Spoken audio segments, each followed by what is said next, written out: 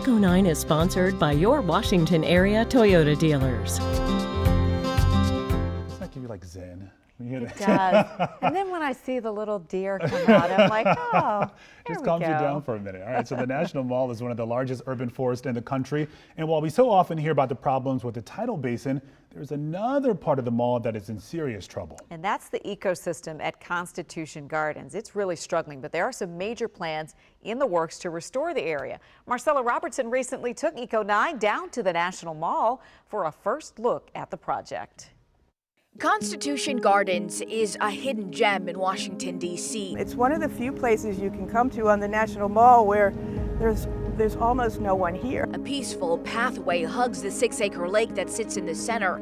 Oak and willow trees line the gardens adjacent to the reflecting pool. A beautiful sight to see, but in reality, from an ecological health point of view, this site is really suffering. Suffering because of what's underneath. Government buildings once occupied this area. They were torn down in the late 70s, and the gardens were built in a rush, a beautification project in time for the bicentennial. So what we're left with is a site that was filled in to begin with, and all of that debris is still underneath of us from those buildings. Teresa Durkin is leading the project to restore this area. She's the executive vice president of the Trust for the National Mall. In the 70s, a good 30 to 40% of the trees that they did plant died right away. And the man-made lake here is only 3 feet deep with a concrete bottom, not a place where any wildlife can survive. This is more of a petri dish of polluted water. It's very disconcerting to see this on the National Mall. There are big plans underway to make the gardens a thriving ecosystem.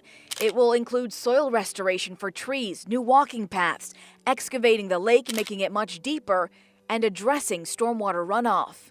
So that's what we want to do, restore this lake to a biological system instead of an engineered system that's failed. I think it's urgent that we get something done here as quickly as we can. Because if the gardens are left untouched, the whole site would become a swamp.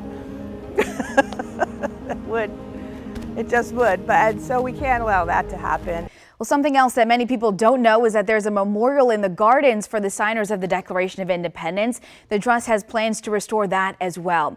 And although there's no final price tag, this restoration will likely cost tens of millions of dollars, a project that will be completely funded by private donors. The Trust for the National Mall hopes to have this completed by 2026 for America's 250th birthday celebration. Marcella Robertson, WUSA 9.